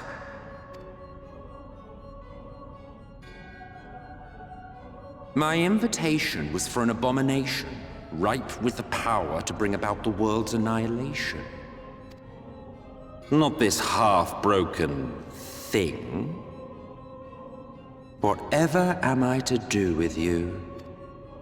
And I see you insist on keeping the same familiar company. Are you so lost without them? It is not she who is lost without the familiar. Not content with remaking an entire city, you aim to fill it with the reconstituted souls of the dead. I may have gotten a little carried away in my attention to detail, added a few unnecessary flourishes. Well, there's no point trying to hide it. Yes. Once the rejoining of worlds is complete, Zodiac will regain his full strength and shatter his prison. Then we shall offer up the Source's remaining inhabitants in sacrifice, that we might resurrect our brethren who died to bring Zodiac into existence.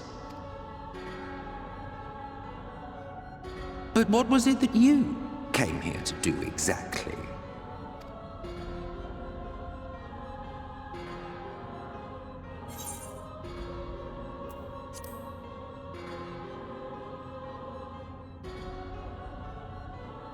Well, you can't have him. The wisdom that man guards may open up new worlds of possibilities. He has unlocked the secrets of travel across the rift, and through time as well, it would seem. Quite an accomplishment for one of his incomplete nature. I must explore the limits of his capabilities and harness that power for the Ardor.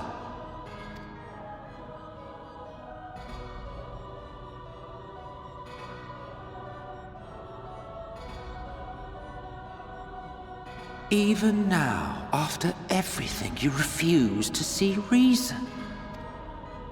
You think it unfair that you are subject to suffering? That your lives will be sacrificed for the Ancients? Look at me! I have lived 1,000 of your lives.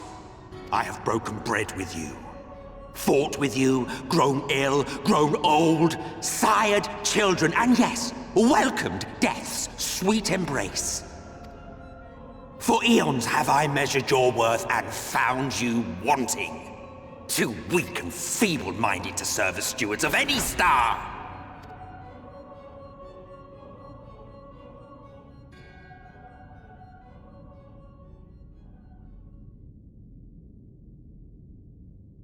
Have your recent spats with Vorthri and his Sin-Eaters taught you nothing? Have you not learned that your ignorance and frailty beget only endless misery?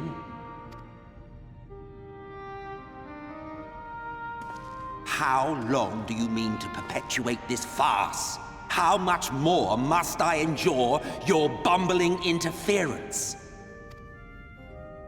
Let us imagine that the laws of reality are again undone and the world faces true annihilation. Do you honestly believe that half your number would sacrifice themselves to save the other?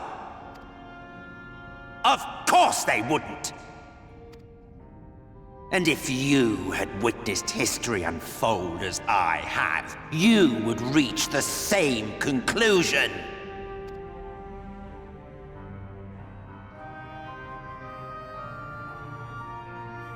You cannot be entrusted with our legacy.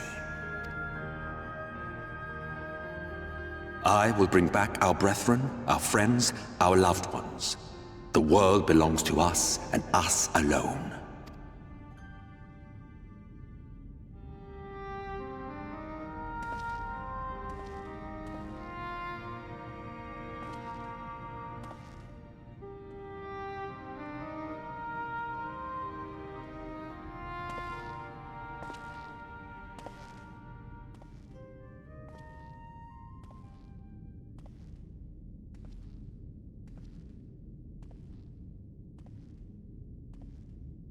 Emet-Selch!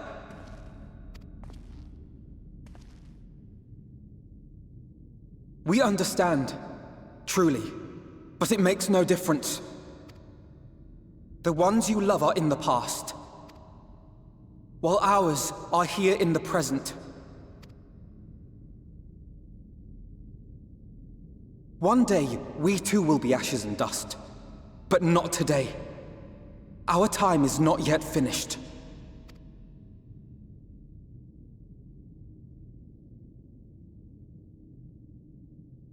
We share your conviction, and that is why we will not abandon our course.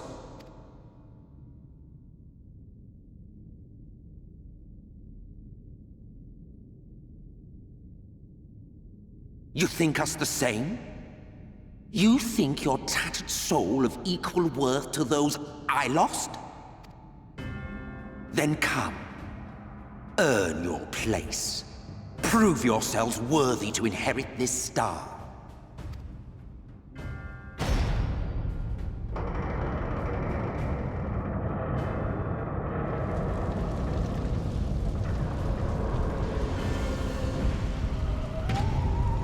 Behold the coming oblivion. 'Twas the end of our era and the beginning of our great work. A fitting backdrop for your final judgment.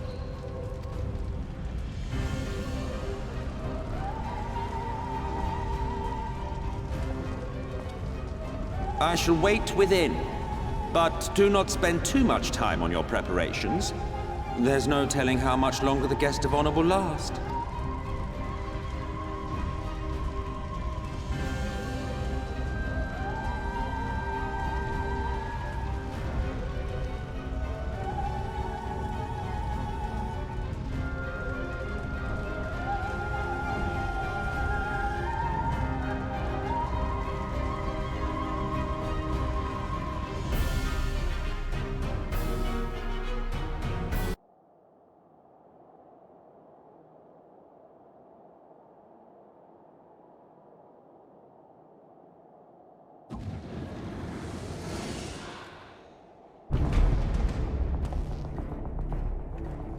Well, well, you prevailed.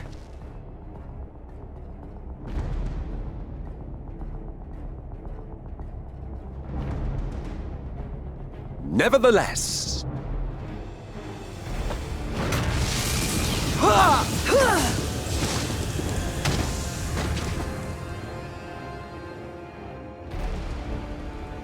Your performance was underwhelming, and I remain unconvinced of your worthiness. Oh, you tower over your misbegotten ilk, no doubt. But should I bring my full strength to bear, well, you would be as leaves in the wind. The gulf between us is a reflection of the disparity between the world as it was and what it has become.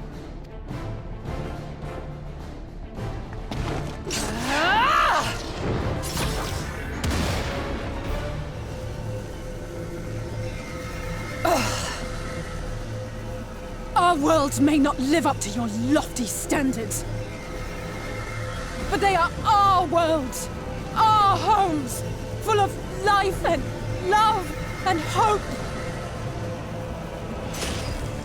And we won't stand by and let you destroy them!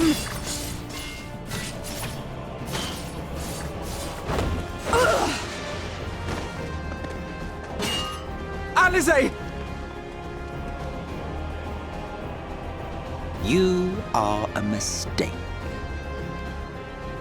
For we who have known perfection, the shattered source and these shards are ghastly mockeries of the true world. The ephemeral lives you exalt are pale imitations, utterly devoid of meaning.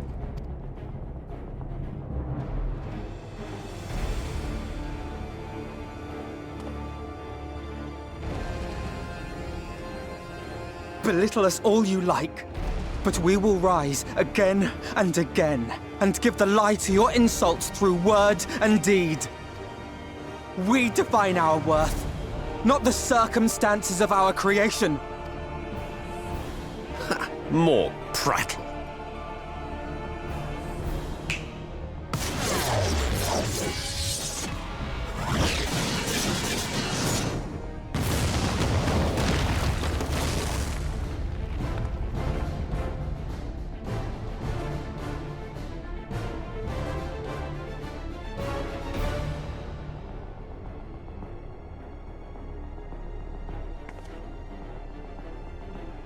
Fool, who are you? No one, nothing. Once I have reclaimed my heritage, my first act will be to expunge your stain from history's weave. My world will have no need for heroes.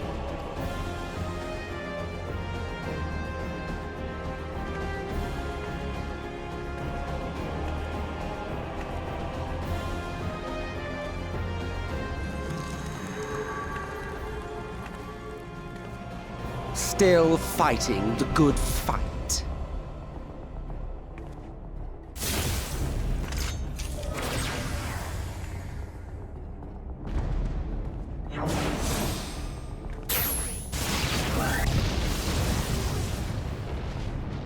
It is true that all we hold dear is fated to fade away, but that is no reason for us to forsake it. To take what steps we may, and thus mark the road for those who would follow. To strive for the best of all futures. Be this not also thy purpose?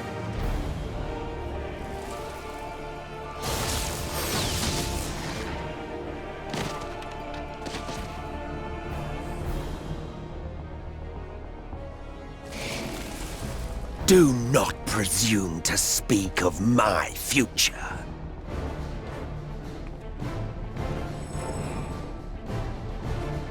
And you? Why waste your final moments in futile defiance? Weary wanderer, you've no fight left to fight, no life left to live.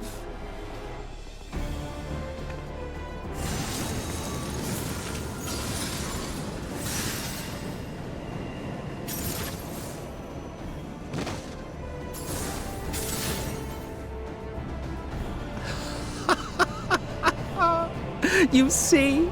The light will not be denied. Surrender to your fate, and let the transformation take you. Rise up in madness and fury. Devour the vermin infesting the land which is rightfully ours.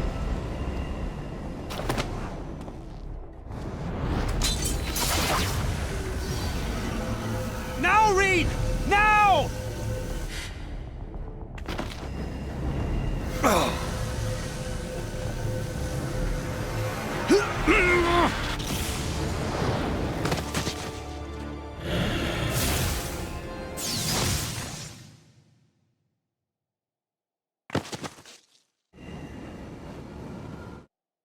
Fight it! You have to hold on!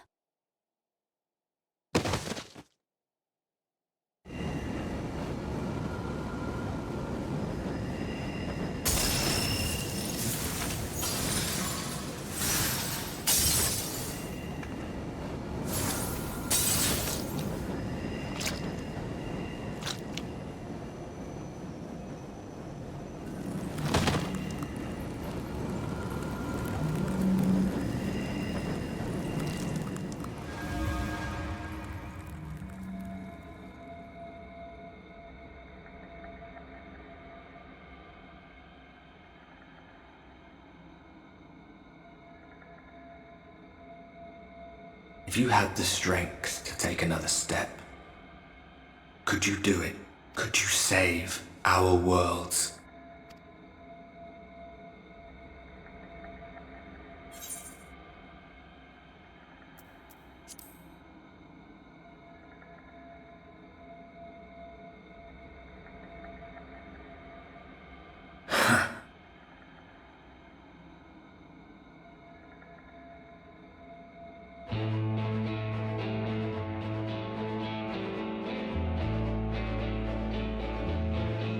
Take it. We fight as one.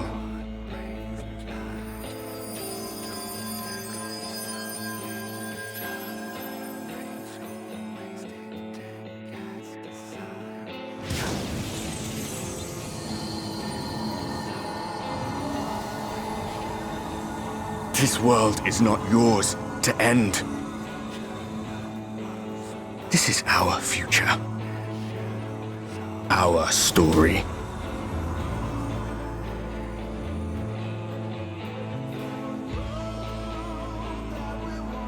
No, it can't be.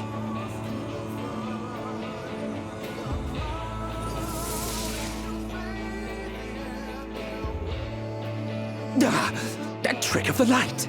You are a broken husk, nothing more. How can you hope to stand against me alone? We stand together!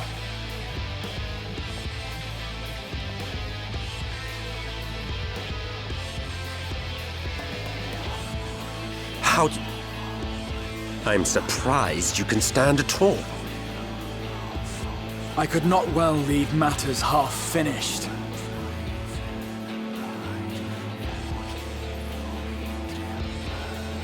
Let expanse contract, eon become instant.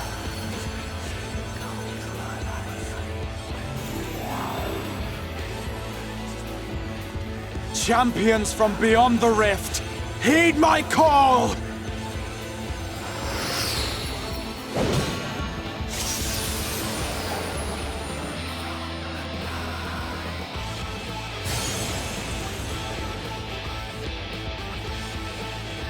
Damn you! Damn you all!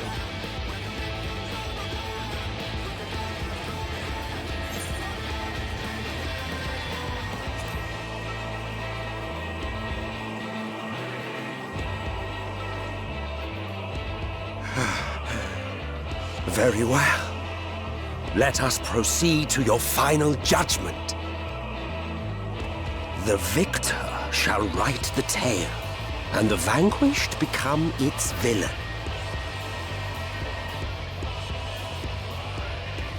But come, let us cast aside titles and pretense. and reveal our true faces to one another.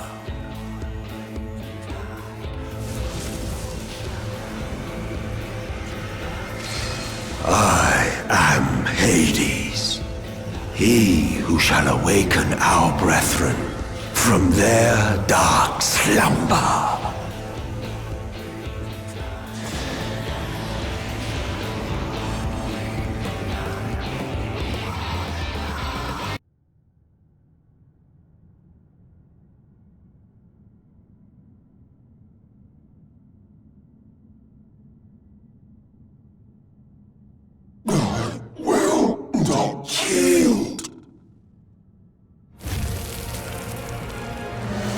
Should I surrender this fight, what will become of it all? What will become of our dreams? Our desire? What of this and even over 1,000 years?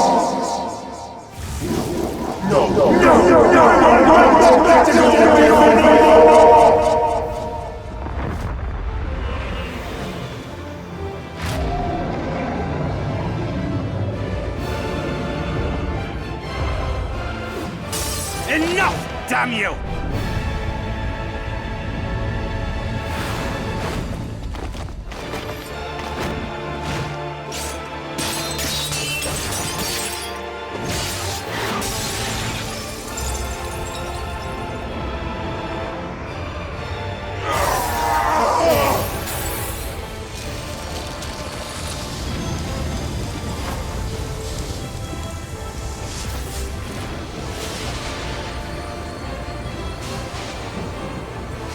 Such infernal strength!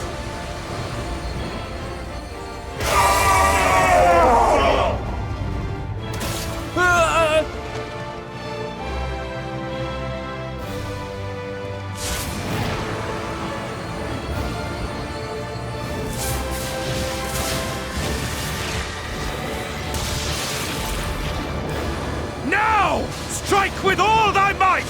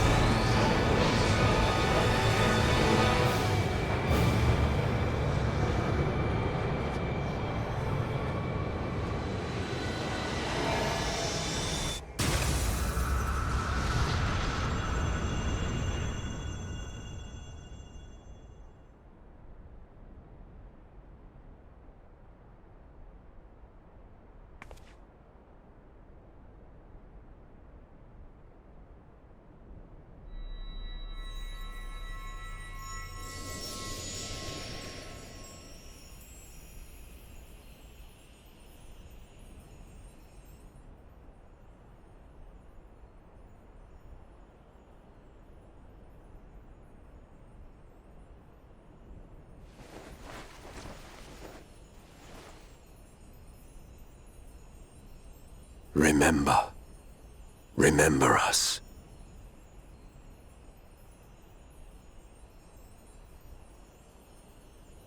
Remember that we once lived.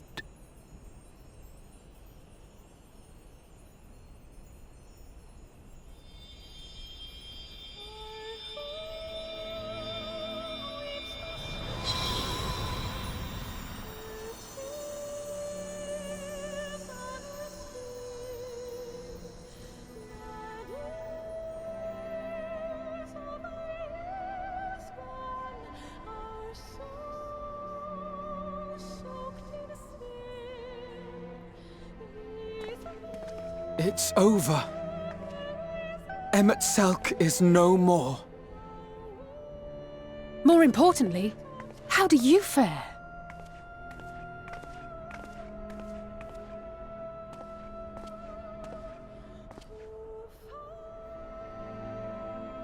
What dost thou see? Her ether. It is as it used to be.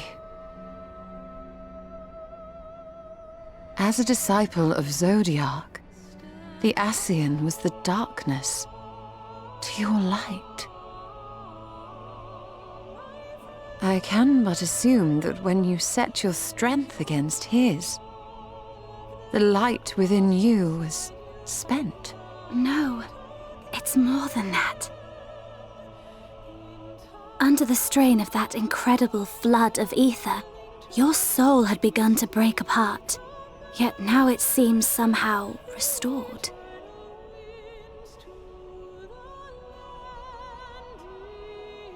I tried to help you before the battle, but Emet-Selch stopped me. So, how did you... exactly what did you... Can you tell us what happened?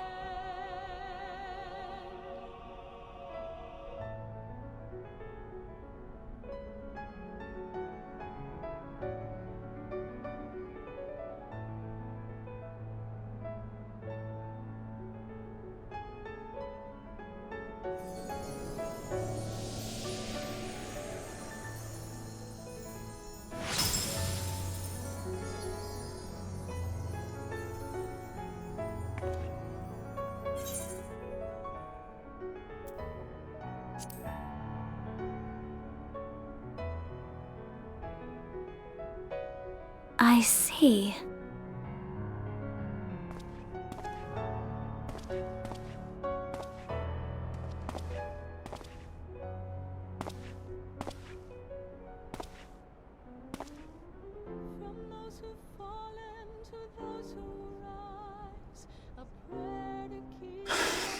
Where to start? I believe I owe you all an apology. And you, most especially.